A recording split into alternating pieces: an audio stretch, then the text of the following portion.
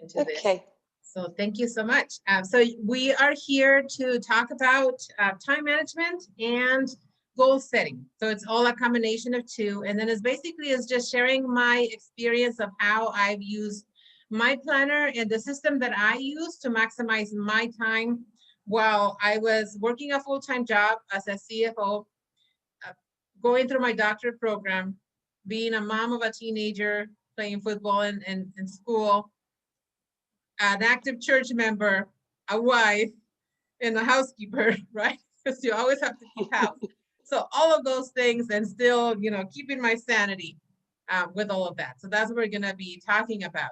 So we are many different kinds of people. Some people are very organized and some people have just like a mess in their brain and it needs to be organized in order for them to work, right? And so then, but how and when people find time, they're like, okay, this is one of my favorite cartoons. It is like, I would like to schedule a time management seminar on my calendar as soon as I can find time to buy a calendar, right? So it's like, never. So one of the first things that I learned that I thought it was really helpful to me was to get an assessment of how I communicate. So that way, and how the people that I interact with communicate so that so I maximize my time. So for example, this particular person right here that I'm communicating with, receiving gifts, it's 3% of their communication style. So I was not going to focus on giving them gifts. I was going to focus on giving them works of information, quality time, physical touch, and acts of service. So this is how and then I had one of these cards. I had one of my family members and one of my key, like my boss and my key employees have it. So that way I would focus on that. And you will see why that in a little bit. Another thing it's very, very important when we are dealing with managing our time is making sure that we have our priorities in place, that we know our principle, what's important to us, and what's least important goes on top. So for example, the principle of me being a mom, it's like my principles as a family comes first. So then I knew that when I was coming home, I was going to be 100% mom and spending time with my children rather than to have a clean house, rather than to have a homemade meal every time. And so those were the priorities that I had. So it was not my appearances of my house or anything else like that. So having principles in place is very important. So we're going to talk about some of the myths of time management. Is that time management is nothing but common sense, and like if you're being successful in your job or in your school, then you must be doing it good. It sucks all the fun out of life. That's not true. And time management works. You work better under pressure. That used to be my favorite phrase because as a CFO, deadlines like drive me like a deadline. You give me a deadline in an emergency and I'm there. And so, but that's not true. That's not how you manage your time. And no matter what I do, I won't have enough time. We all have 24 hours in a day. That's all we get. So we've seen time in two different ways. We've seen it as a 2D, we just see it as shape, or we see it in 3D, in actual life. I don't know if you know, like when you go to the movies and you go to a 3D movie and you see that they're shooting and the spaceship is coming at you and you move. And so you are interacting with time. So time is not happening to you. You are in time. And so that's when you realize that and when you know that, you're like, oh, so I am in time. And so then you see things a little bit different. One of my favorite phrases in this is like, today is tomorrow's yesterday. So then I see that I am making history today. And I don't want my future self to tell me, wait, Reyna didn't do this yesterday. So I always think of today is tomorrow's yesterday. And so that's how we are part of that 3D. We are able to see ourselves. So the main secret in time management and goal setting is, if you can see this picture, this little girl is gonna be celebrating her birthday. And you see her face, and she is not excited because she loves cupcakes or because she can't wait to eat the cake. She has this face because she is making a wish. And she knows that when she blows that candle, that wish is going to come true. That is why she has this face. And so that's how we have to be with everything that we put in our planner and with every minute that we are going to live. And so once we have that, then everything falls into place because we have a goal and we know. And so that's what I want you to think is like, what is that? Like today is your birthday and here's your cake. What is your wish? And that's what we work towards. So if your wish is to start your business, like what is your ultimate wish? Because when it's your birthday, you don't wish small. You wish for the bike that you want. You wish for the Barbie that you want. You wish for whatever it is that you see it in her face.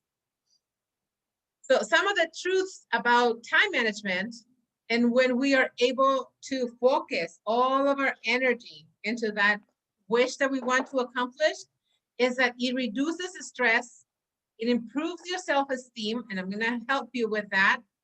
It helps you achieve balance in life, it increases your self-confidence, and it helps you reach your goals faster because now you have a target. So, and we already said there's only 24 hours in the day, and there's only 168 hours a week. There's no more time. And this is something that we've learned over the times. You know, it's like, if it's important, do it now. If it's not important and urgent, plan it for later. But what I want to focus on is on when the stuff that you are putting on your list or on your things to do, it's non-important and it's not urgent. It's on this list. I would put in an X on it because if it's not important and it's not urgent, it should not clutter your mind. It's not taking you anywhere. Don't even write it down. So that's my first secret. So when managing your time, you have to make sure that the goal that you're setting, just like that little girl making her wish, that's what you have to focus on. Don't set a goal that doesn't excite you because someone is asking you to do it. So if you're saying, oh, my goal is to finish a book that someone told me to read, and it's not really exciting you, you're not going to read that book. But if it's a book that you are interested in and interested about, you're going to do it. So set reasonable expectations. So if you're saying, my goal is to lose 10 pounds by the end of the year, that's reasonable. But if you're saying, my goal is to lose 30 pounds by the end of the year, because I'm a size 14 and I want to be a size 10, that might not be reasonable. And you're setting up for failure. So make sure that, and then after you know what you want, I'm going to show you how we're going to put it on a schedule, and it will automatically happen. And I'll show you how we revisit the plan every day, or revisit your plan constantly because you have already put it down. And I put in the link to I'll share the link to the chat over here. So if you want to put it down, but I'll be showing you. So like I said, in order to achieve success, we have to make sure that our goals are specific, concrete, and that we know what it is. We cannot go thinking, I just want to lose weight. I want to make more money in my business. You have to go in thinking, I'm going to make $100,000 this month, and I am going to hire the best personal assistant. You know, if you're hiring something, you have to go with specific outcomes, and that's what's going to drive you. And we're going to set both short-term and long-term goals, and we're going to do that together so we get there. Okay, and then we're going to set the deadline. We're going to write it down in our planner. And we are going to integrate our goals with our life. That's where we move into time. That's where no longer time is happening to us. We are time. And that's when we realize how quickly our goals start to happen. And then before we know it, we're like, oh my gosh, I did that. So what is important, what's not important, and how all the different pieces fall into place. And when all the pieces fall into place and it's only you right there, just do your piece and it's all done. So once you know what your priorities are and that you develop this plan and how you're going to work on this every day and every week, it's all going to happen. And then acknowledge the realities of your schedules. So the one thing that you have to do is you have to tell yourself the truth. You can lie to your neighbor, to your spouse, to your children, to your boss, everybody, but you cannot lie to you. Because if you are scheduling too much in a day, you're already setting yourself for failure. So that's not going to happen. So you have to be truthful to yourself. And so here is where we are going to say that we're going to work on setting up our calendars. And I'm going to stop to share this screen.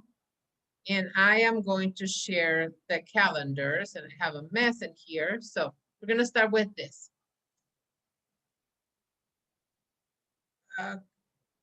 Can you see my stuff or no? No, I can't see it now. Okay, let me see, share. Here it is. Okay, there we go. Yeah, Okay. I can see it now. Yes, so we are using a traditional calendar. We are not using like my planner. It's like I make it and I print it and I sell it, but I make it like so simple that anybody can use it in any calendar, because that's how I started. That's how I started using my calendar.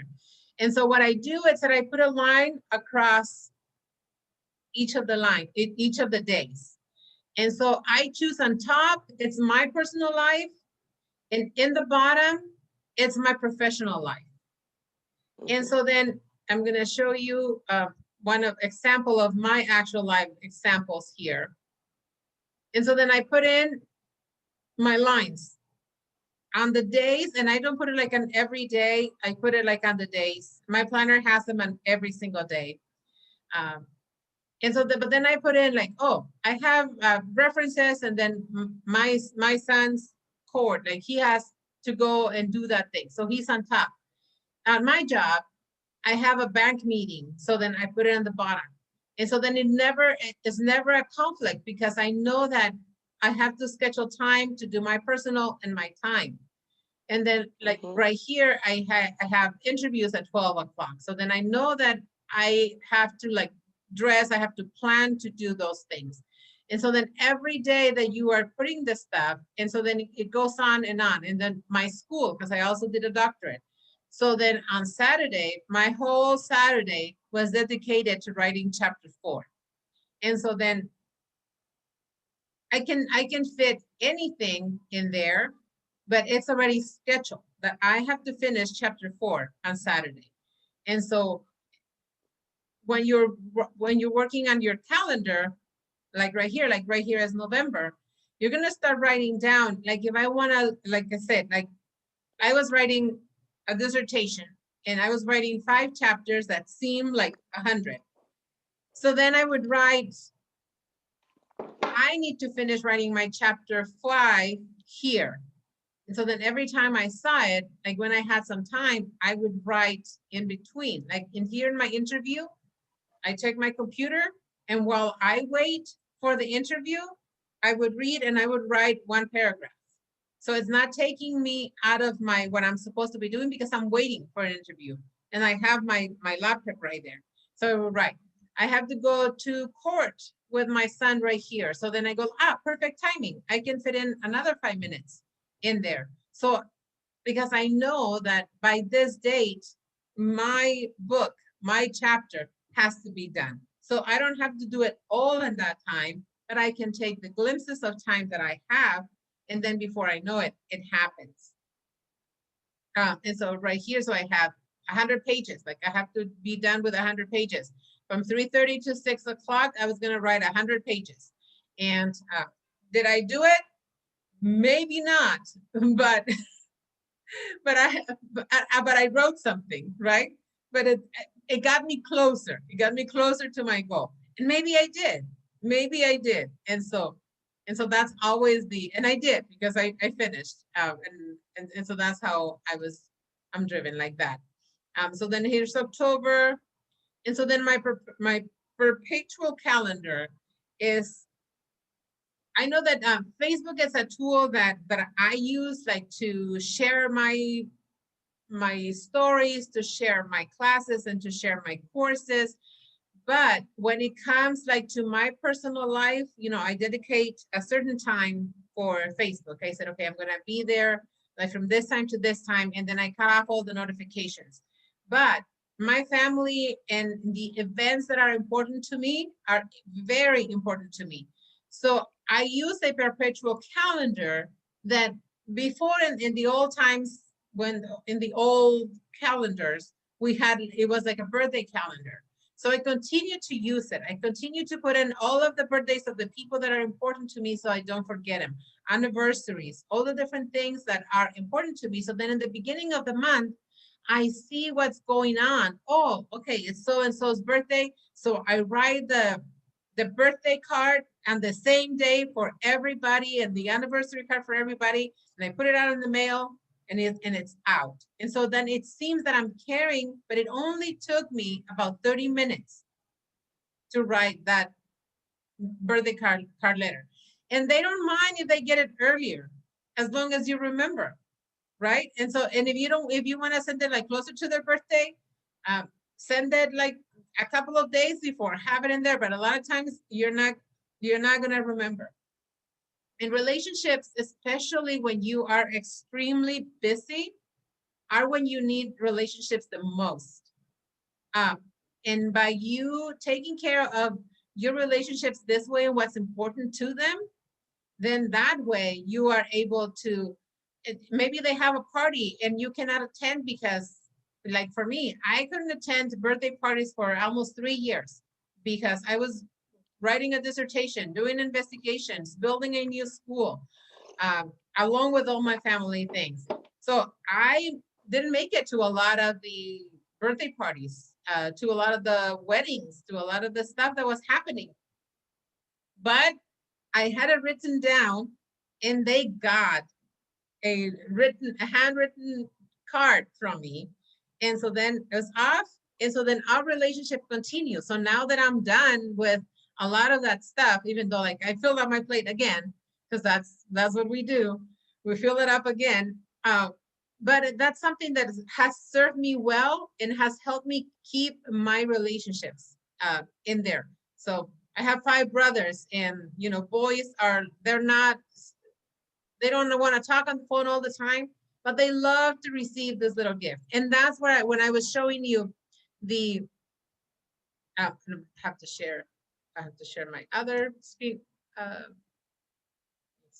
Let's finish with this one before I get deviated. When I was showing you how to use the love language and how everybody communicates, I knew that I have it in there. So it's like, okay, my brother David, he likes to receive gifts. Like for him, like his greatest way that you can express love to him is if you give him a gift. So you can give him a cup that has his name, something. So when he receives it in the mail, and you can order it from Amazon, you don't even have to do it. It'll take you 5 minutes.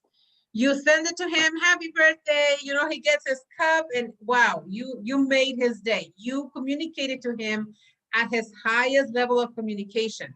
And it took you 5 minutes, you kept your relationship. And if you need him to do anything for you, he'll be right there. So that's the same calendar. So then another thing that it's a times waster, and one thing that helped me a lot,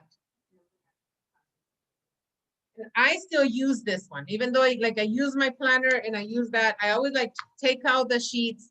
And this is a time assessment. And you do this for a period of time so that you can see like I still do those, and I have like, I highlight my non-negotiables.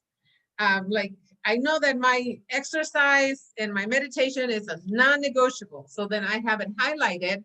And so it's like, I schedule no meetings, like nothing goes on from that. My time with my coach, I have it like highlighted in pink.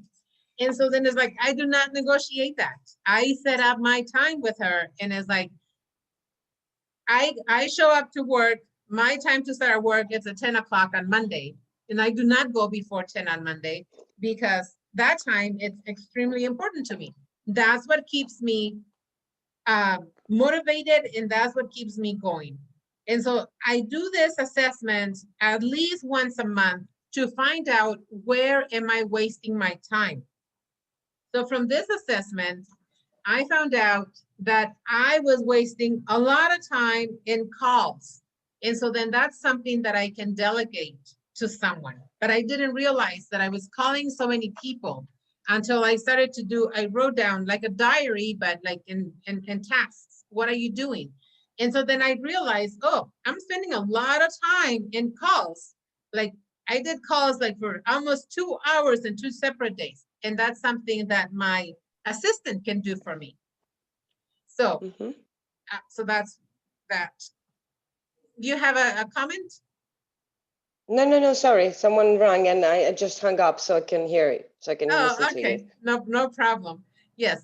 So, and so you will have access to all of this. You can print them out and you can use them, or you can use your own calendar. Like in this one, this is a different calendar format. You can just like cross a line. If you already have your calendar and use it, you can use mine, and I'll send you also the blank template. So, so you can put in your numbers, your days, and see. But the assessment tool is very important because it lets you know what you're doing and if someone else can do it. Like I used to spend like almost 4 hours on my weekend cleaning up my house. And it's something that I enjoy doing. I enjoy cleaning up my house, but then I do not enjoy certain things. So then I decided to hire a housekeeper to help me with the things that I didn't like at a deeper level. And then I can take care of the things that I like. And then I spend less time in doing that. So that's one of the things.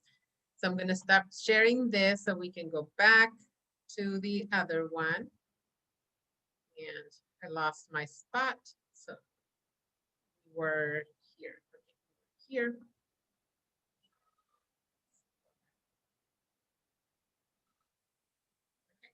So in organizing our time, we know, like I said, you know, we have realistic goals.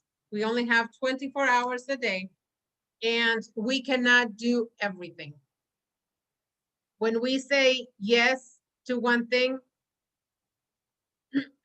we say no to another thing. And so that's where we have to stay focused, because the times, and this is just samples of the calendars, you can set it up by week.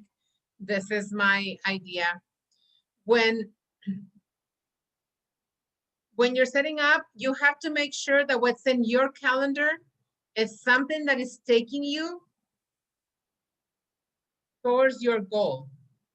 So I, like in here, I don't have anything that doesn't support my goals, my vision. So my dissertation was important. So I have my chapter 4 is right there. That's going to happen. My family, my son, it's important. He's always going to be there on all the different things that he has. I even have here like my facial, 11 o'clock, UPS haircut. This was probably a day off. So the whole day I took away from my job, but then the time that I took away from my job, it was time for me, 100% for me, because I needed to take care. So then that's what I did. Did my facial, I went to the UPS and I got my haircut. And it was my time.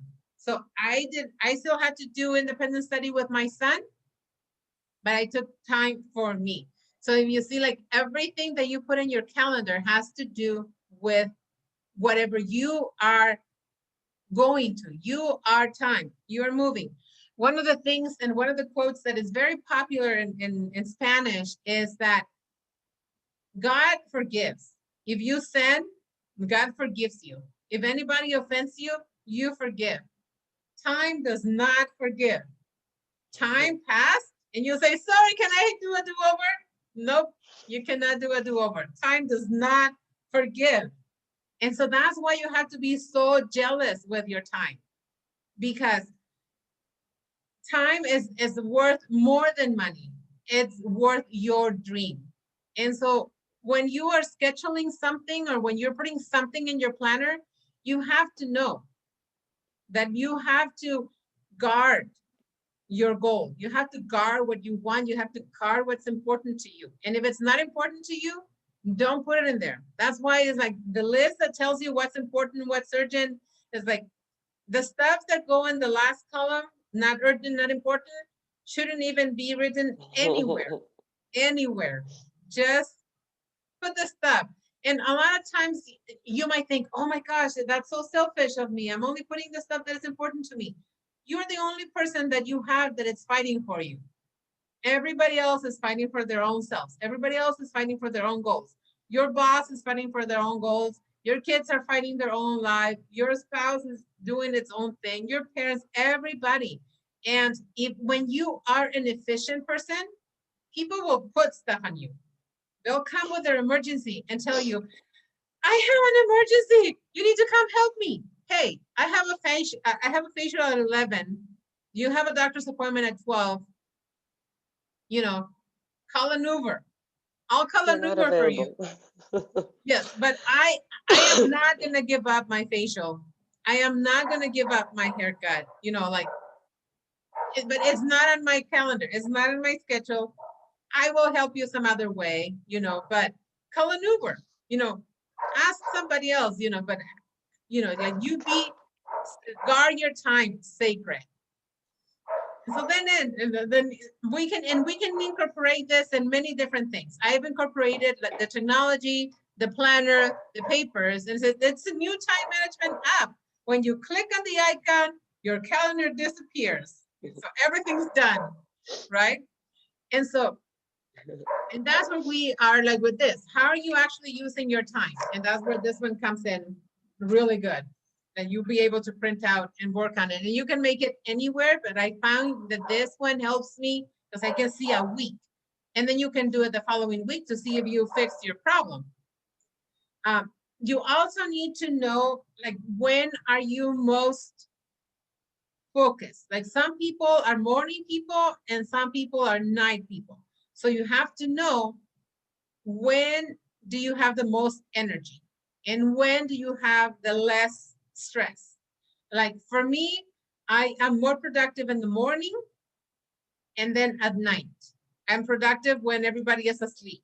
So I did my doctorate from 9 o'clock at night to 5 o'clock in the morning. That was my ideal time to write, to do anything, because the house is quiet.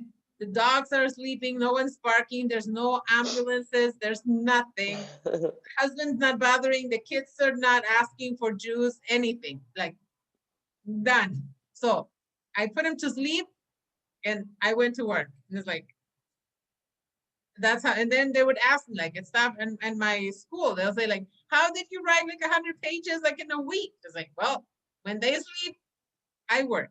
But you have to find out what is your secret. And like, so for a lot of people, they can't stay up past 9 o'clock.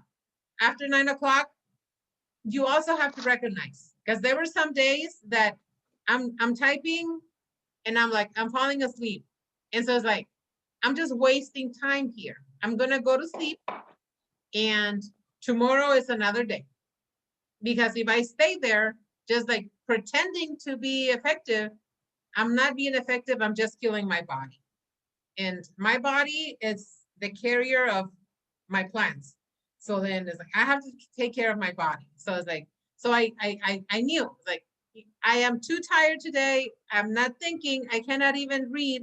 And then I notice, what I've noticed, I transpose a lot when I'm tired.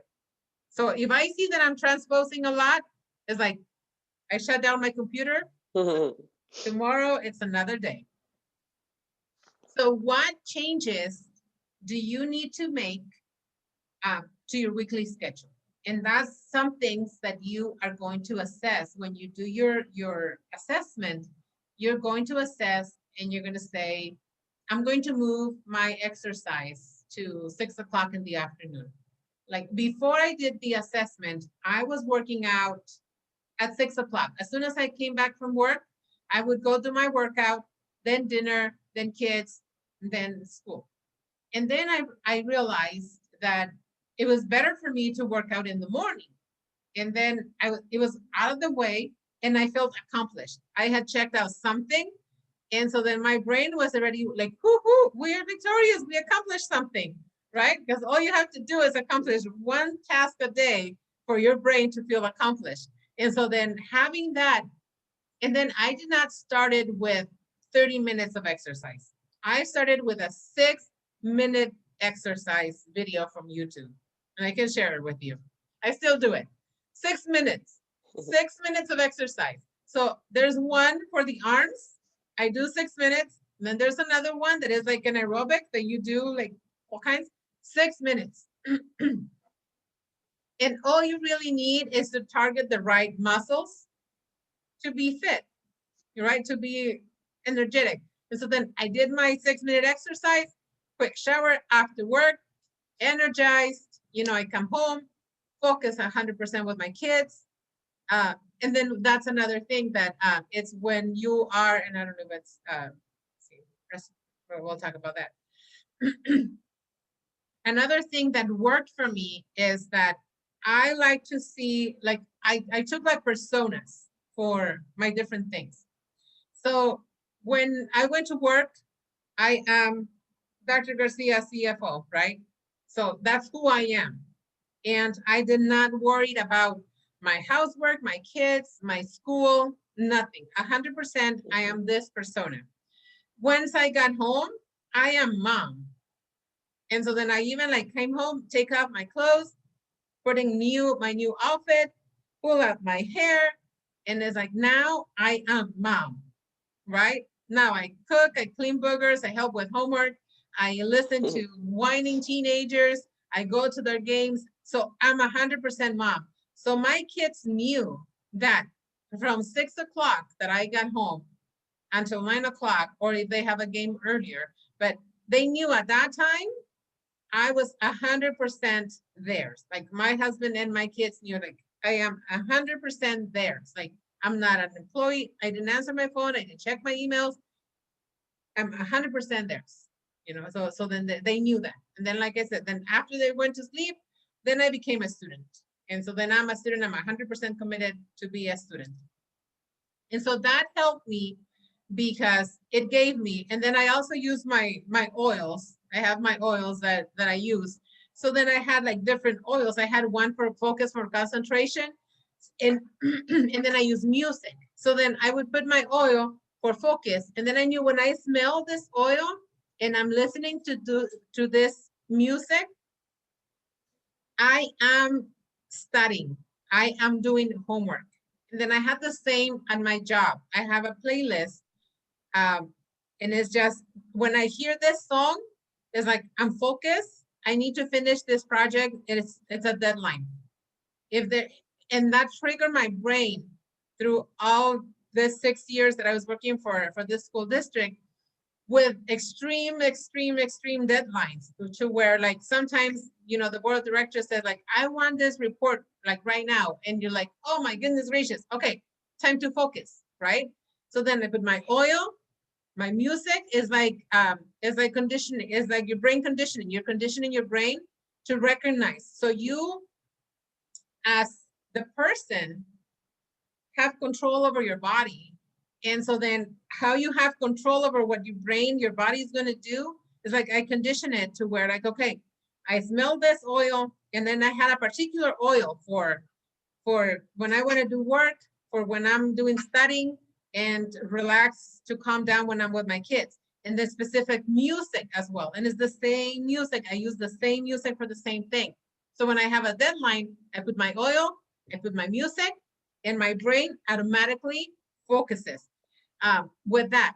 And so that's just, I just went on a tangent right there. That helped me a lot, because then I was able to do this report, and then I didn't take it home, because like I always try to, when I'm at work, stay at work, play hard, work hard at work, so you don't take your work home, because your family does not deserve for you to be halfway there with them when you're there. So I didn't want to take any work home. So if I needed to focus, because I needed to be done by 6 o'clock, I put my oil, I put my music, and I went to work, and it was done. And then I can go and be mom. So that comes to procrastination. So for some, procrastination is my sin. It brings me knots, but not sorrow. I know I should stop it. I will do it tomorrow. And that's procrastination. But when we procrastinate, it's because we have to stop for a moment and think, why am I procrastinating? Is it because I really don't want to do this thing and it should be deleted? If I postpone that thing like 3 times, then it's probably not a good idea. Like if you say, I'm gonna get it to 2, and you schedule it, and then you say, I'm gonna move it. I'm gonna get it to 2 next year. And then you schedule it again. Oh, I'm gonna get it to 2 the next year. Maybe the next year. When I find the good thing, you already moved it 3 times. You don't want it. Just move it out. And then you will not feel guilty, because procrastination makes us feel guilty. And so then you procrastinate because you probably do not want to do the thing. So delete it and don't feel guilty about it. Be happy. So how do we procrastinate? And that's the thing, is we ignore the task. We see how long it's going to take. We tell ourselves that, oh, we're doing something else that is not important. Minor delays. We're already determined if you're procrastinating, it's probably because you don't want to do it and it's not important. And so how do we overcome procrastination? If it's something that we have to do and it's like part of our job, a deadline, then we can break it into little pieces. And that's one of the things that I like to do in the beginning of the year when I set my goals, is like I set a big goal and then I break it into little pieces. And then I put it out through my calendar. On my calendar months, I put it, my calendar months here. I put it into, so if I want to lose 30 pounds that year, right? 10 pounds that year, and I want to keep them up, I put 150 at the end of each month. And so at the end of each month, if I was able to lose, when I get to that 150, I circle it, but that is my goal. But I put 10 pounds this month. If I didn't lose them, maybe the next month, 2 pounds. So I bring it down per month. And so then that way I'm checking out my victories. So so set the deadlines and break it down into little pieces. So then you're able to accomplish it, and then you cross it out. Yay, I did it. And that's how you keep encouraging yourself. And so find a way to make it a game, and then reward yourself when you're done. So one of the things that I did with my school was that every time that I finished either a course or I finished a chapter, I rewarded myself. I rewarded myself with a hike. I rewarded myself going to a party. I said, okay, if I finish, I can go to so-and-so's wedding.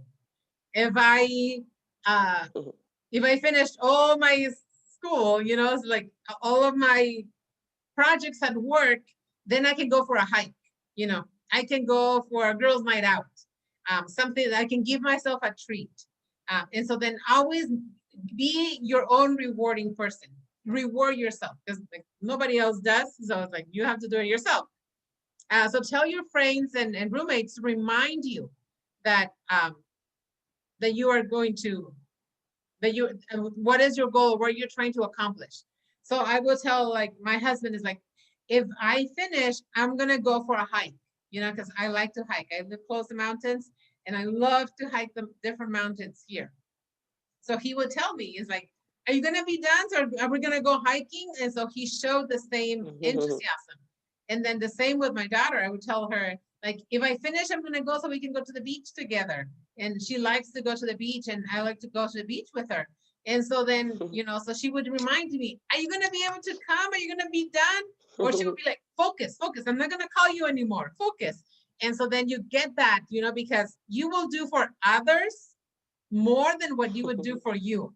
And you know that they are excited to spend time with you and to do something with you. And you're like, oh, she wants to go to the beach. Okay, I'm going to focus. And you do it. And so make it a game and get other people involved in whatever you're trying to accomplish. And so then one of the most important things is learn to say no. And then because no is me, I am a people pleaser. So they come and they say, can you do this for me? And I'm like, okay, that's how I end up with a whole bunch of deadlines. And so like, learn to say no, because when you're saying no, as you're not being unkind to them. When you're saying yes, you're being unkind to you. You're saying no to your goals. You're saying no to your priorities. And so one of the things, and I love this, is I learned this from one of my mentors, and she always says, when you ask something and the answer is no, you say, let me think about it. I'll get back to you on that. And so that worked wonders, because then if it's urgent, they'll find somebody else to do it, and then they won't ask you again. So I was like, oh, that sounds like a great idea. Let me think about it. You know, when they invite you over, can you come? That's a great idea. Let me think about it. And so I love that. And so it took me a long time. I still say yes to a lot of stuff, but I learned to delay it and say, let me think about it. And so then they go find someone else and it's done. Okay. So they learn to say no. So avoid temptation to socialize when you're scheduled to work. And that's when you say, let me think about that. They tell you, let's go to Las Vegas this weekend. And you're like, that's a great idea. Let me think about it. And so, but you show your enthusiasm. You show that you appreciate their idea, but you're going to think about it. And because you're not in the moment when they call you, you already had time to really think, you know what, I really need to finish my stuff. You know, I can. Well, maybe next time. So it doesn't sound as bad as like automatically saying no. If friends ask you to join them the last minute, then just decline or say, you know, maybe next week. And so next week is never comes. Socializing is important when you don't have other things to worry about. And that's when you give your reward and you say, and you can involve your friend and say, well, if I finish with this report, my reward is going to be that I'm going to meet with you. And then they feel important because they are a reward. They're like, ooh, you know, like I am a prize, you know, it's like, I am her prize. I get to be there. So involve them on that. I like to do that. And so then the same, you know, like avoid like Facebook and all kinds of social activities that happened to me. I had to write a book. I had to write a chapter, and I said I was going to look for a picture to add into my PowerPoint. And before I knew it, it was 2 hours. I had been 2 hours in Facebook, and it's like, what happened? And so stay away from it. So I removed all the distractions. And so then immediately no changes. Revise and review. So when you are working and you're noticing what your flaws are, because you, like I said in the beginning, you can lie to everybody, but you are the main person that is going to determine what the truth is, what your flaws are, what your weaknesses are, and how can you hold yourself accountable. So, you know, make all those changes, write them down, tell other people, cancel meetings that are unnecessary. Like for me, I like to be extremely involved in church and then I overcommit.